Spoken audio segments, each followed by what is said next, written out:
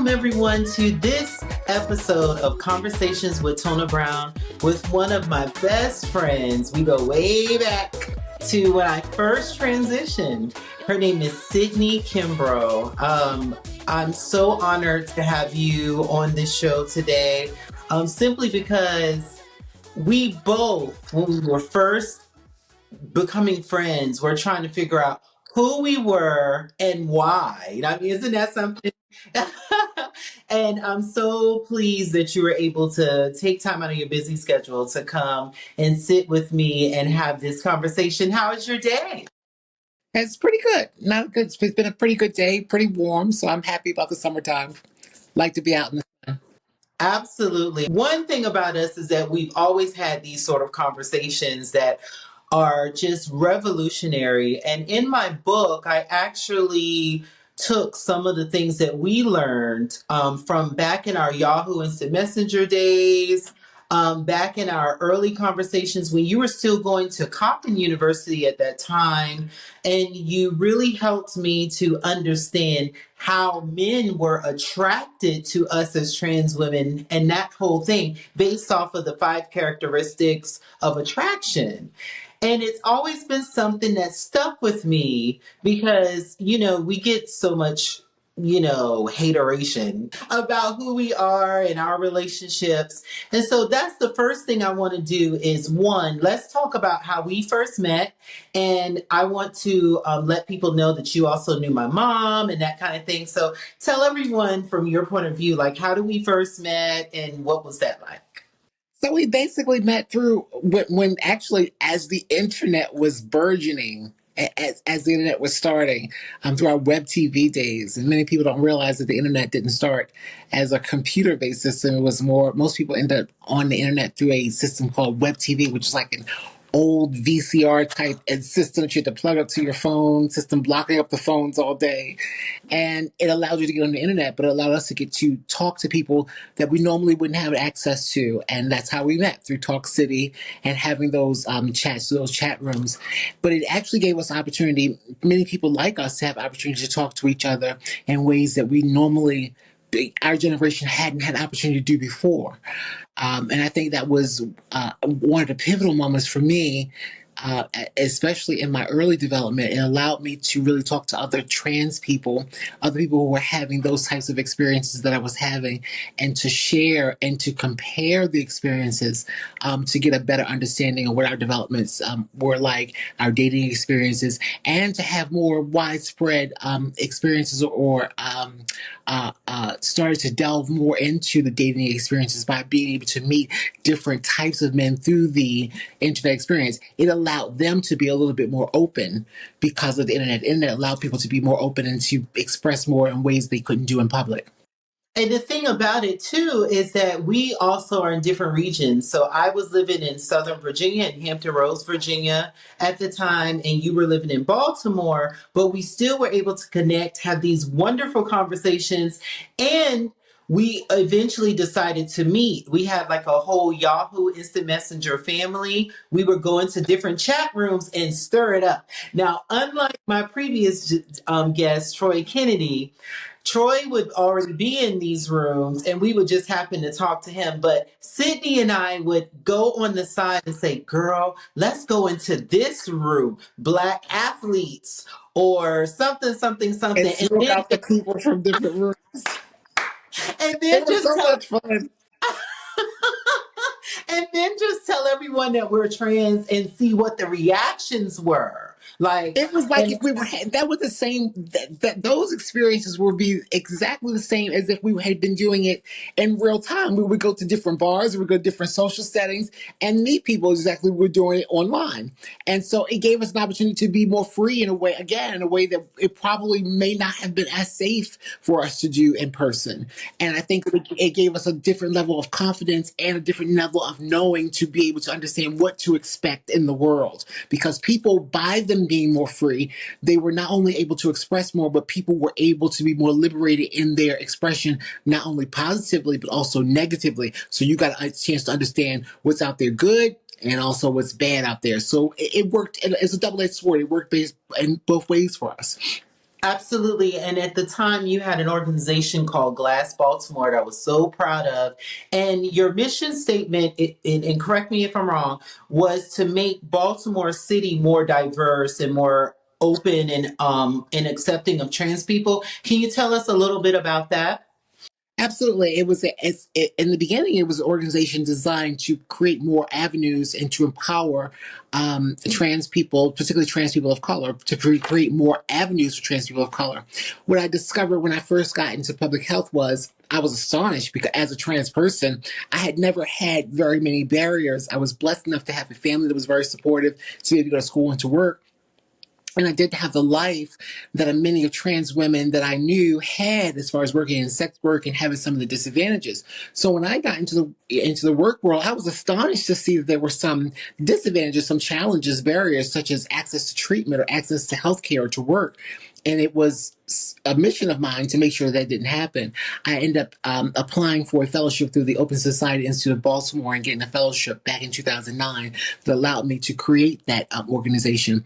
And Glass Baltimore is actually running again. I had to put it away for a short period of time because I was working with the government and it was in a conflict during that time to do so. But now I've actually opened it back up to do more advocacy work because now the time has come where, again, as we all know, the trans issue has come back to the platform, and it's come back to the mainstream where there are more issues that need to be educated on. And I think it's a time to come back and actually do that. So Glass is much more needed in the community to Absolutely. And the just based off of our visibility that we need something like Glass, and anything you guys need from me, just let me know. I'm all about it and here for it. So what but going back to us being young, you were actually there when I told my mother, which is a very special time. I didn't have a mother who, just like yourself, I was privileged in the sense of I wasn't made to feel that something was wrong with me and they didn't kick me out or anything like that. But I still had these issues with being totally honest with my mom. And I remember having a conversation with you about it. And you say, you know what? Why don't I come with you and sit with you and your mom and, talk to you? And my mom, everybody knew her nickname was Cookie. And my mom was so nonchalant about it that you were just like, oh, well, that just went great. Well, because one of the reasons why I wanted to sit with you because I think that by the time you and I gotten to know each other, and knowing that you were from Virginia and knowing what I knew about you, I knew enough at that point to understand that you had a mother that was loving and caring and supportive enough that she wasn't going to reject you. I saw the same nuances in my own family, and that to me, Lauren and I talk about Lauren Stokely Brewer, who is another advocate, she's an advocate and a very close friend of mine, who you also know. We talk about that quite a bit. We believe that is our saving grace. The saving grace is in all of this for all of us, no matter what our background, our individual stories was, is that we had parents who didn't throw us away. We had parents who were loving and who were supportive despite what our backgrounds were. The parents that kept the trans kids made all of the difference in the world. When you see all the kids or all of the trans women that we worked with throughout the years, or even of the cisgender people that we worked throughout the years, the parents who were the supportive were the changing factor. That is always, family support has always been the resiliency factor for any of the type of adversity that individuals have in life. So the fact that we had parents that actually saved us, who actually loved us enough to support us through whatever, that was a saving grace. So when you said that, that was an easy situation for me to sit down. That was an easy win. Well, And I it was was happy to be easy for part of you, it. but I remember those nervous feelings, and I remember feeling like I never thought that they would kick me out, her or my stepfather or anything, but it was just the nerves of just being so raw and authentic about who you are. And it's something that most people never talk about. And of course, it's with your mother. And my mom and I were so close, like your mom and yourself. And so I just did not want to disappoint her because she had been such a champion of me all the And way in up to, those days, in those, see, we think about it, it was those times for us, but in those days, it's not like it is now. It's so commonplace to talk about, queer and non-binary now that people say, but in those days, even though it seems like it's just in the 90s, that just 90s and early 2000s, that just didn't happen. It was really still new. And so again, I get it. I understand that nervousness was there. And even today, it's still nerve. It makes kids nervous. I'm sure. yes, because we didn't even have the terminology, y'all. Like, we didn't even, I was blessed because I have friends like you who have been doing advocacy and doing some things. So I was getting an education about what I was going through. And, you were like my therapist for the first like 10 years of my transition, like one of them. Mm. We were all Just learning and walking at the same time. yeah, and that's what led us to be a little mischievous and to start going on Yahoo Instant Messenger. Let me tell y'all, when Yahoo Instant Messenger was bumping, they had a certain amount of people that they would limit you to have on your list. I think it was like two to Do they four thousand. still have that as a messenger still? I I don't think don't they have the know. messenger anymore. Well, I'll tell you, I had to redo my list maybe 4 times. So we're looking at, let's say the minimum was like 2,000. That's like 4,000 men. Yeah. And the reason why was because you could also have a camera on there. And when that I camera remember. came out, It was girl, hot. It that was was, hot. That was the first real live. Remember? That was the real first live. yes. Oh.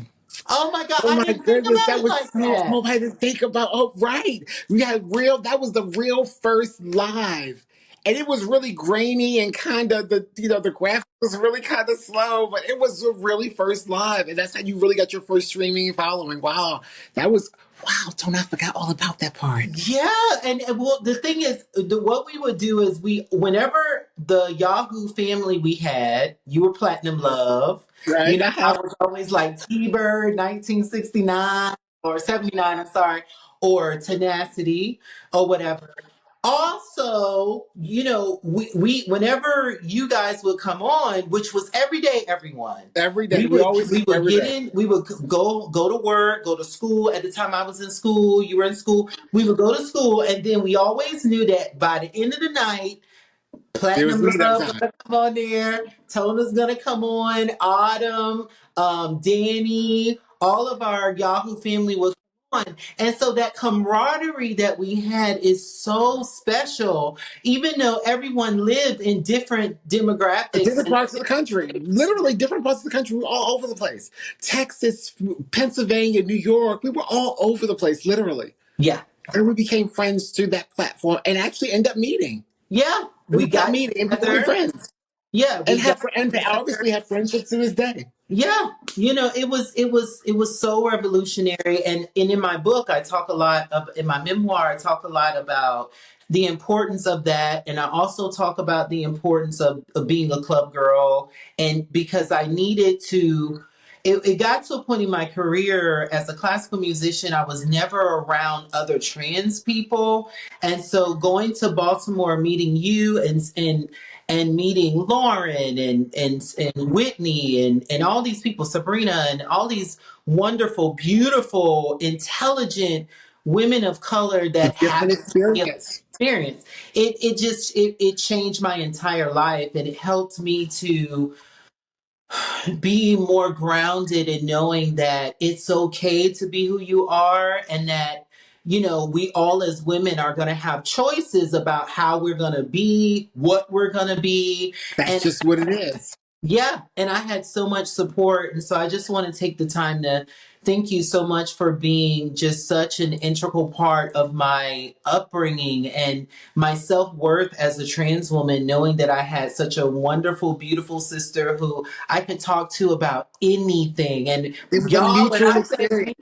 I appreciate that and thank you as well. It's a mutual experience because it was again, we were both walking and learning at the same time. There were some things I knew, but it was a growing experience for both of us, and we both learned. So thank you for that, and thank you for sharing your experiences because I definitely learned as well along the way. well, speaking of sharing our experiences, that's what this whole conversation is about. You guys, we took the time to document so many of our experiences, and I started making them into little funny stories that one day I would love to make into a book. And like the Dukes of Hazard and all this. And but it all was based off of the characteristics of attraction that you broke down. And so please explain that to our guests, because I think this is going to really free people up when it comes down to not just transgender people, but how we are attracted to each other. Well, I think that people kind of think of attraction as terms of genitalia, and we get lost in the fact that that's not how we're attracted to each other. That individuals are attracted to each other based on secondary sexual characteristics. If you see an individual and you have attraction, people are attracted based on secondary sexual characteristics. That's where based on what you see in an individual. And it's not based on genitalia. It's not based on what we think. Now, ideally, there may be certain toys we like to play with, genitalia wise, certain things we like to indulge with or like interact with sexually. But generally, it's about the secondary sexual characteristics, the masculinity or the femininity of the things that we find attractive, however, whatever that is that we find attractive. And it can be fluid, it can change over time. And it may be a combination of things. The thing that throws individuals off is that we think that because we have one genitalia that we're supposed to be attracted to the exact opposite or whatever represents the exact opposite, and that's not always true. And then when you run into those experiences that counteract that or challenge that, that's the dissonance that people have. They have a really big challenge when that challenge comes to their understanding of what they believe their sexual identity or their attraction is based on. That's what causes a lot of the angst or the misunderstandings between individuals. They need to first understand that it's based on something much greater than that. It's about your secondary sexual characteristics, about personality, about energies. It's about a lot of greater things than just genitalia. But that's So what we often break it down to. absolutely. So, just because we're going to be doing a whole series with you because you're just such a diva and you just have worked so hard on this to break it down to on in layman's terms, but just to give them a peek of it, what are the secondary sexual, characteristics that you're talking about? Like sight, you know, It's like the way a person looks, the way a person interacts the world, the way the world interacts with them.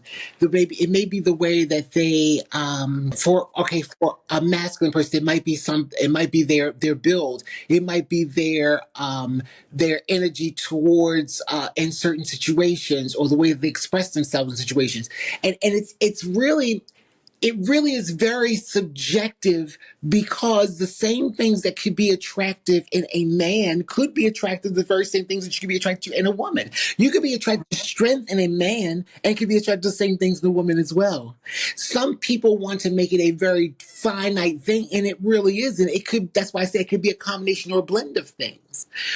Masculinity and femininity in cultures, we tend to have very specific things that we call feminine, like soft skin or soft colors or long hair. We tend to think as feminine, or hairy or facial hair. We tend to think as masculine, muscular. But you might also have a woman who's muscular or a man who has long hair, and that may challenge your ideal. So it can be a blend of the two, and there is no finite rule for it. The only thing that we do know is that penises and vaginas are about the propagation of the species. If you have a penis, or whether you have a penis or vagina speaks to whether you are an incubator or a fertilizer in the species, of the propagation of the species. If you have a penis, that means that you are a fertilizer. If you have a vagina, that means you're an incubator. That's it and that's all. All the other things surround, that's it and that's all. It doesn't tell you if you should have a better job, if you should wear blue or pink. It doesn't say anything else. It just says, what role are you going to play to make sure that we go on as a species?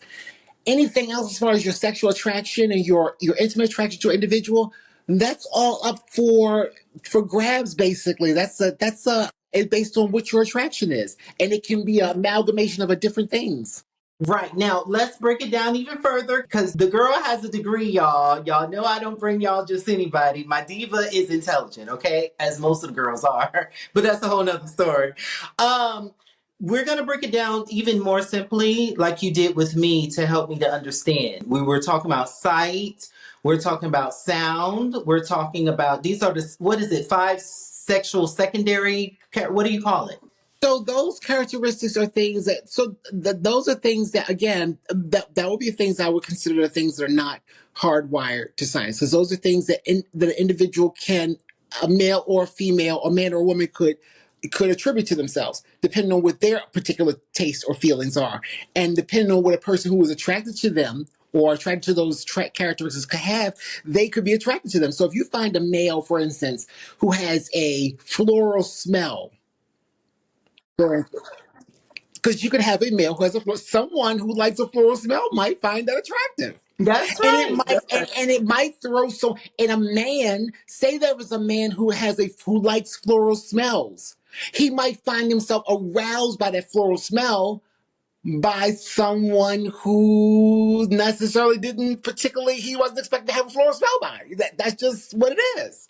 But Right. people are not prepared for that. They're not prepared for, they're expecting that anyone who smells like a floral smell is supposed to be a flower, and that's not always how it works. That's the thing. That's the thing that we need to be, and I think that we're offended because all floral smells don't come from flowers. That's the thing that we Ooh! get offended by. And we get offended like only flowers can wear floral smells, and that's not how the world works. No, it's not, y'all. And the thing is, we are the epitome of the result, or what's the proper term? Like we really embody, I think that's the right term. We embody all of that. Yeah, of a rose, of the smell of a rose, not on a rose. The thing that people have an issue with, I think, with trans women is that it challenges everything about their own sexuality. Most people don't ever imagine that you could, first of all, sexuality is very fundamental to everything that we do. That your gender and your sex, first most people imagine it to be the thing that are inextricably tied together. That you could never separate your sex from your gender. They can't, that most people in the world never think about their gender and their sex separated. They can't imagine it. So when you do that, first of all, you even dare to say that they're separated, you challenge something very fundamental to most people's existence. Not only have you done it, but then you challenge them to say that now they have to do it. That, well, if you've done it, then how do I do it for myself? What does it mean for me? Because I've always thought that my maleness meant that I was a man, or that my femaleness means that I'm a woman. But you're saying that that's not necessarily. So does my femaleness mean I'm a woman? Could I be a man? It makes them think. But the only reason why that you and I have to think in that way is because we've had people from the outside our entire lives saying that you are not. You cannot. So we've had to think about it. If we did not have the trans existence or this gender identity issue, we would never have to, we would be blithely unaware like everybody else. That's We would be right. just, because we would never have the challenge of thinking about it. But because we had to think about it, not only did we have to think about it for ourselves, we had to think about it for everyone else. So if you're saying that I'm not a woman, that because I'm male, I can't be a woman, then what am I? Then I had to figure that out for myself. But before I could figure it out for myself, I had to figure, for me, what my process was by disqualification. Well, what are all of you then? Before I figure out what I am, you're saying what I'm not. So before I put a label on myself, let me find out what you all think you are first, and then I'll take what's left over. How about that? But what I discovered was Hello. most people don't know what they are. You all think that your penises and vaginas dictate your job titles and the amount of money that you have. So that means that you can't tell me what I am. You don't know what you are. You can't possibly. So then that's what I had to understand. That, to me, that made me understand that human sexuality, that's not an indictment on people, on cisgender people. What that is it tells me that as sexuality is concerned, most of us don't have an understanding of it. And it's because we are blissfully ignorant, because we don't have to think about it. Most heterosexual and heteronormative people don't have to think about it. They have the blissful ignorance of it, and I call it blissful ignorance because they don't have to worry about it. It allows you to be blissful. This is a burden to think about this. Well, let They me have the tell you. blissful ignorance not to think about it. Well, let me tell you, we're going to give some people some examples because I'm an open book and you know me. I've always kept it 100 about who I am and my preferences in life and even sexually and all those type of things.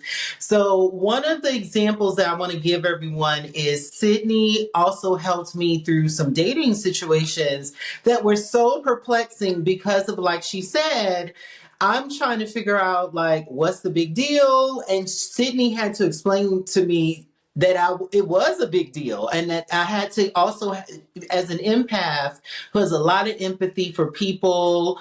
I had to learn that, which is why I do the advocacy that I do today, everyone, is because of the help of people like Sydney and others who got me to get out of myself, right? And to listen to other people's experiences. And one of the things she kept saying was, Tona, this is really a big deal. Like, you're being flippant about it, but it really is. So, prime example, there was a situation I had with a gentleman who spent the night at my house. And I'll never forget it because this was someone I really, really liked. And, it wasn't nothing sexual. We're just laying in bed. And the next morning, because we both had been drinking a little bit, and I fell asleep. I fell asleep holding him, which is something that I like to do. I'll big spoon, small spoon, doesn't matter to me, but I like to big spoon. So I'm big spooning, and this young man calls me on the way out. Like he left the house and he's like, "Hey, I have to ask you a question." And I'm like, "Sure." He was like, "So, like, I remember feeling like your arms around me, and then you put one leg up on me or whatever." And I was like, "Okay, like, are you okay?" Like, and again, this is very early in my transition. So there were some insecurities that I had too about, whether this was going to work dating all these men, because I was in a military town. It was so many guys that constantly would come up to me and want to date. So at when he did this whole description, he then says, "Well, did your member touch me?" And I was like, now, for the ladies out here, I love me a little lingerie and nightgowns and stuff like that. All my friends know that, right? So I was in some like control bottoms where that was not even a possibility the way these particular under panties were, just to be honest. And so this was all in his mind. And so he wanted to know if my member, being my penis, if my member touched him in the middle of the night. Like, but he's asking me. And so I'm calling Sydney, and I have many stories like this, y'all. And I'm like, well, what in the world? Like, I am tucked to the gods. Like, that was not going to happen, because I didn't know this individual. We just happened to get a little tipsy and fall asleep, but it was really on his mind. And tell the audience what you taught me from that experience and what did you think about it? Well, the thing that jumps into my mind is that, first of all, men play these games with trans women quite often because they think that this is a game that they have to play with themselves in order to make it okay for them to be with us, for one. But the thing that really stands out to me, I remember from the conversation, was even if it had been the case where your member touched him, as he said, you understood exactly what the situation was when you came. So that was already par for the field. But again, these are the games that men play. And you have to go in knowing that these things can happen, because what they're trying to do is they're trying to psych you out. These are games that they're trying to do to play you down so that you can play into their little mind game to make it okay for them to play with you, because they already know that that's what they're trying to do. They want to play this game with the trans women, but they have to make it okay in some way. And the way to do that is to make you feel some way inferior about your body, or do some kind of body shaming over time, so that you can give him some time to catch his breath, basically, about what's going to happen. But you already knew what this was when you came. That's why I always say that for men who are dating with trans women, and my philosophy is you can't let them play that game. This is what it's got to be from the door coming in. Now, if you're not going to do that, then that's not what you're going to do, because you can't come here saying that you can't come here and try to force me into your box, because you're uncomfortable in my space. You're gonna make me do your. That's not gonna work. You can't do Right. that. And mind you, I'm an out open artist that You do everybody this from the knows. beginning. You do all of this, and now you're gonna come here to no. You know, That I doesn't mean, I work. even had family members when I first really became like the public figure. Like, I had family members who was like, "Are you sure that they're distant family?" But I had family members who were like, they'd hear about the murders that were happening, and they would actually contact me and say, "Oh my God, make sure you tell these men." Now they didn't know my mom. They should have known from my mom. My mom was, this is what it is. I'm proud of my child. And she was telling everybody my business. So it was never a point in my life where I felt that I was too scared to tell anyone that I was trans, because I had so much support after that conversation that you were there for. My mom made sure that, she took me shopping. We went out. I was always with the ladies in the house. I wasn't with my uncles all the time. Like, it was just a part of just But you know who we that were. that speaks to the time that we came up in. That speaks to the generation where men were still able to play the I didn't know game.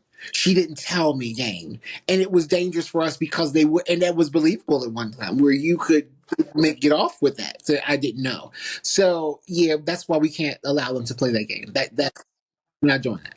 No, we're not about that life. And the thing about it was, especially with me and my sisters, like any of the girls that I was associated with, we were always upfront and honest. And most women that I know, 99.9%, the guys have to come to us. And that's something that I was saying along with Troy Kennedy in the last segment, is that the misconception that we are deceiving someone doesn't make logical sense, everyone, because there are men who want to be with trans women, who would like to settle down and get married and the whole nine, who can't even find us. So when you're finding that someone has, let's say, like, there's been a video of a famous person who was running out of this woman's hotel room because she was saying that he did not pay her, and he's a famous person. Now, think about that, you guys. This is a famous person. You got all these ladies, both cis and trans, that this person is exposed to. Why is he in this hotel room with this lady? It's not the first time. Of all the hotel rooms you could be in, of all this whole building, your room, Okay. this person. And there was some money that was supposed to have been exchanged. So you pay for where you want to be, darlings. And that's my problem with this whole like trans panic, as you mentioned. They call it a trans panic defense. And a lot of these men will get off, no pun intended. A They lot of used these men will, to. they At will least they get used off. to. It's not working anymore. No, no. I Not mean, working people anymore. are not stupid. And what I need for society to understand is that we, as trans people, we're just trying to live our lives. And one of the things that I learned, and tell me if you agree with this, because it's something I've been thinking about more, is that the minute you transition and you come out as a trans person, you're thrust into this sexual world and this underbelly in society that you don't even know anything about. Remember, I'm practicing 5 hours a day. I'm talking to you on the phone. I'm going back and forth. Now, all of a sudden, I'm meeting all these people, and the world is telling me that I'm so disgusting and nasty and all this stuff. And, People and then, sexualize this. They don't have any. They can't see this as anything other than a sexual thing. We've had conversations many times where I've been in places where I've done trainings, and people are constantly looking down in your genital area because they want to know they're transfixed. Let's use that word to transfix on genitals. They can't get out of there because that's all they can think about. This whole conversation is about genitals to them. And I think that's the importance of us having these conversations, is to get people to understand that this has nothing to do with genitals. This is something completely different. It's a whole life, it's an entire life education that people need to be educated on to yeah. And we remove the have stigma of souls. a We have souls. We're human beings first. That's the whole first. entire lives and souls. Correct. Yeah. Exactly. Yeah, like I said, I have to thank you, because I would love to get together and write a book on all of these different experiences, because So much. Lord Right. knows I've had so many where I had to call my good sister and say, What in the world? Like, I just want some regular person who just, you know, just wants to go to the park, and then next thing I know, it'd be something crazy. It's always something. And I expect it. I've gotten to the point now where I wait for it. I think that's why my disposition is the way it is. I'm just waiting for I expect it. I used to not expect it. I used to be like, oh, well, maybe not. Now I kind of just wait for it Right. now.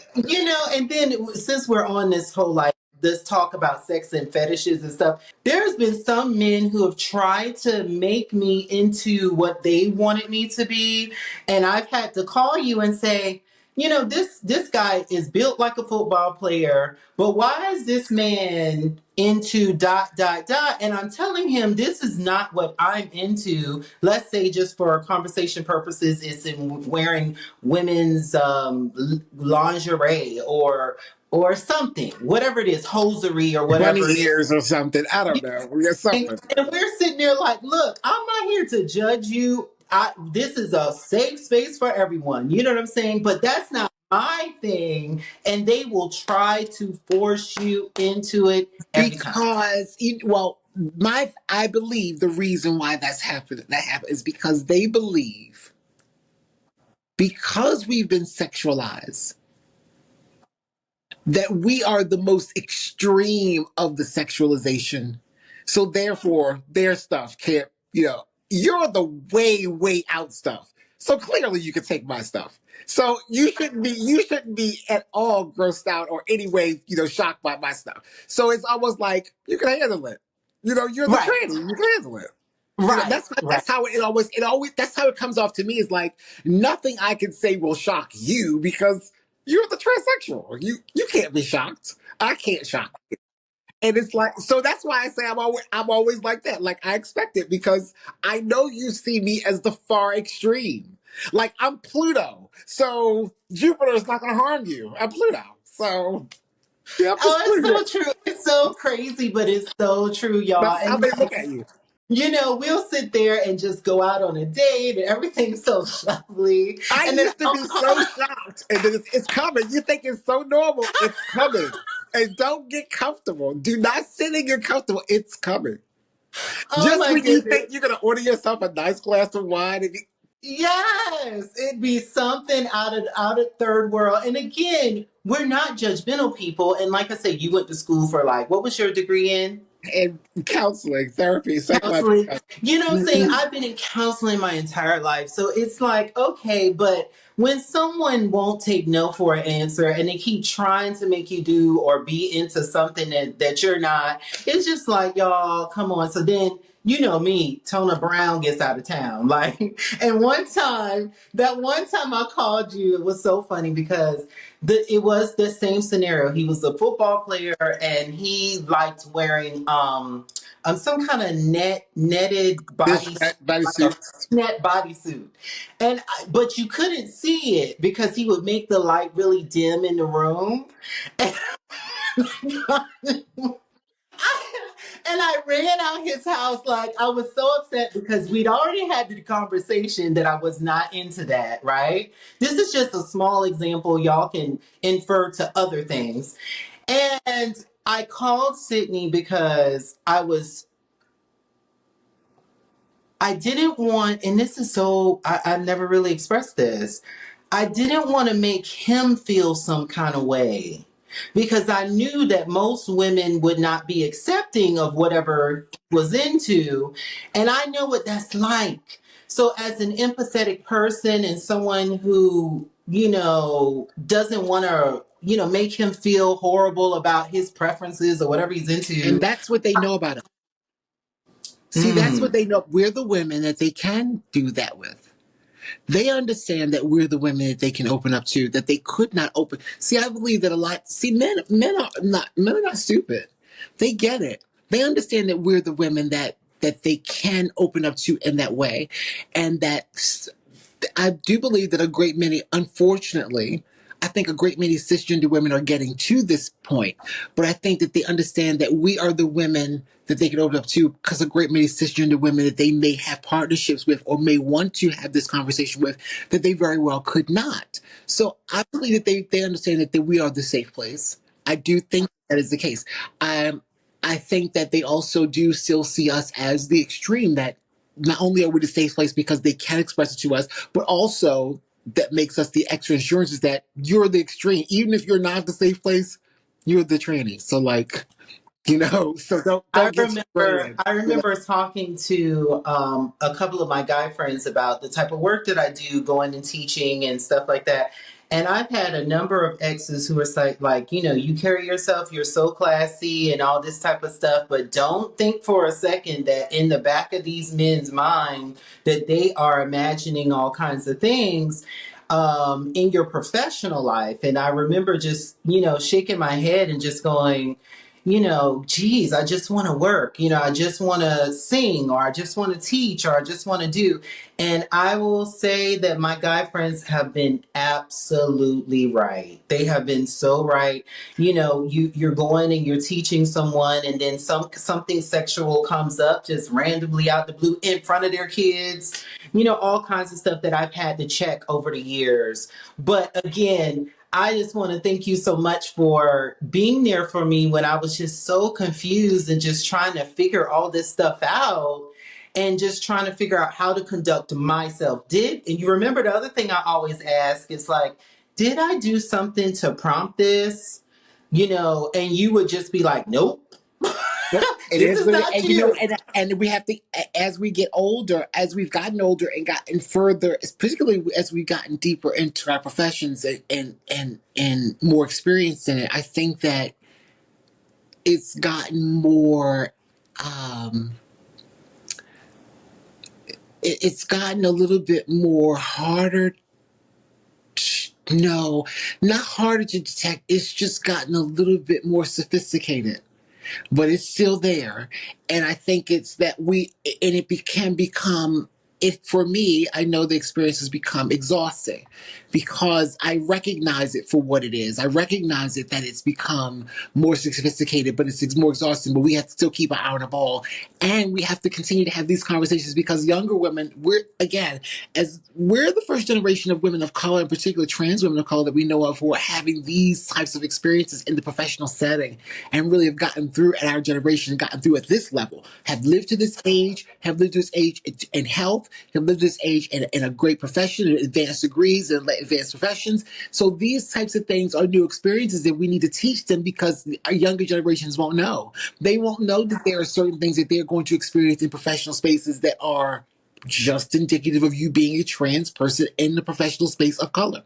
It's just not, and it's a nuanced thing that it's a nuanced thing that cisgender women's of color experience, but it's nuanced to us. And it's new. And we have to document it because it's particular to us. Thank you so much for coming on Conversations with Tona Brown. And we are going to be having lots of different conversations. And I want to let everyone know about this series where we're going to be speaking specifically about different things that you and my other experts will be talking about when it comes down to sexuality. You guys know I'm an open book. I don't know if that's a good thing or not, but it's just who I am. And I think the biggest thing is because I want to help people to feel that they can live in their authentic truth and be who they are. If you enjoyed this content, please follow me all over social media. I'm on Instagram as @Tenacity, TONACITY. Also, you can find me on Facebook at Tona Brown with the blue check. You can also find me on Threads, same thing @Tenacity, and X @Tenacity.